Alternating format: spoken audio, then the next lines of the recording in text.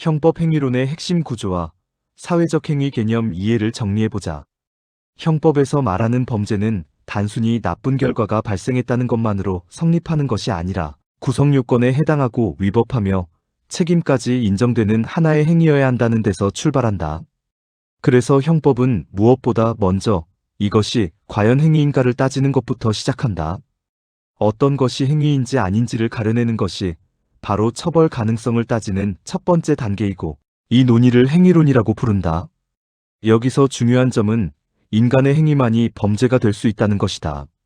자연현상이나 동물의 움직임은 아무리 결과가 나쁘더라도 형법상 범죄가 될 수 없다.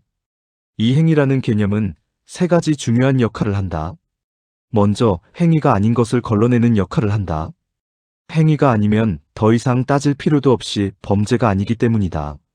다음으로는 고의냐 과실이냐, 작위냐 부작위냐 같은 여러 유형의 행위를 하나의 틀 속에서 정리해주는 기능을 한다. 마지막으로는 구성요건, 위법성, 책임이라는 형법의 전체 구조를 하나로 이어주는 역할을 한다. 이제 행위가 무엇인지에 대해 학설이 어떻게 설명하는지를 보면 먼저 인과적 행위론이 있다. 이 입장은 행위를 자연과학적으로 이해하려고 한다. 즉 인간의 의사에 따라 외부로 나타난 움직임을 행위라고 본다. 여기서 중요한 것은 의사의 내용이 아니라 단지 의사가 존재하느냐이다. 다시 말해 어떤 생각이 있었느냐는 나중 문제이고, 일단 의사에 따른 움직임이 있으면 행위로 본다. 그러나 이 입장은 한계가 분명하다. 아무것도 하지 않은 부작위를 행위로 설명하기 어렵고, 미수범처럼 결과가 발생하지 않은 경우도 설명이 쉽지 않다. 그 다음으로 목적적 행위론이 있다. 이 이론은 인간의 행위를 단순한 움직임이 아니라 목적을 가지고 그것을 실현하려는 활동으로 본다. 즉 인간은 단순히 움직이는 존재가 아니라 목적을 가지고 행동하는 존재라는 점에 주목한다. 그래서 고의는 단순한 의사가 아니라 목적 그 자체가 되고 구성요건 단계에서 중요한 요소가 된다. 하지만 이 이론도 완벽하지는 않다. 과실처럼 목적이 없는 행위는 설명하기 어렵고, 아무것도 하지 않는 부작위 역시 여전히 설명이 쉽지 않다. 그래서 등장한 것이 사회적 행위론이다. 이 입장은 행위를 단순히 자연과학적이거나 심리학적으로만 보지 않고 사회적 의미를 기준으로 파악한다. 즉 행위란 사회적으로 의미 있고 중요하게 평가되는 인간의 태도라고 본다. 이렇게 보면 고의든 과실이든 적극적인 행동이든 아무것도 하지 않는 부작위든 모두 하나의 개념으로 자연스럽게 설명할 수 있다. 특히 고의와 과실을 단순히 구성요건 요소로만 보지 않고 책임과도 연결되는 요소로 이해하는 특징이 있다. 다만 사회적으로 중요하다는 기준 자체가 다소 추상적이라는 한계는 남는다. 실제로 판례도 이 사회적 행위론의 입장을 취하고 있다.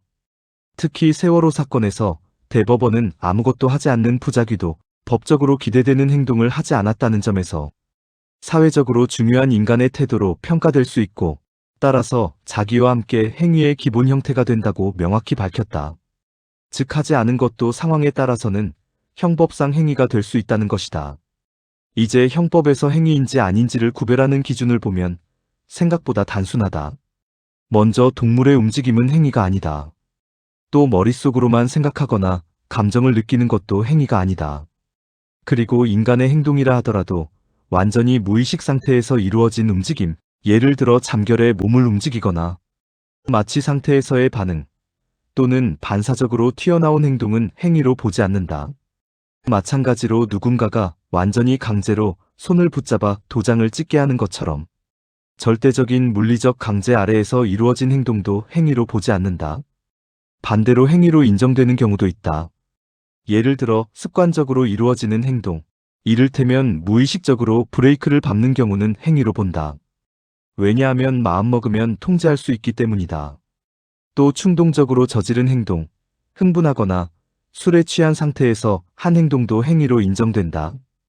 그리고 심리적으로 압박을 받은 상태에서 한 행동, 즉 절대적인 강제가 아닌 경우도 행위로 본다.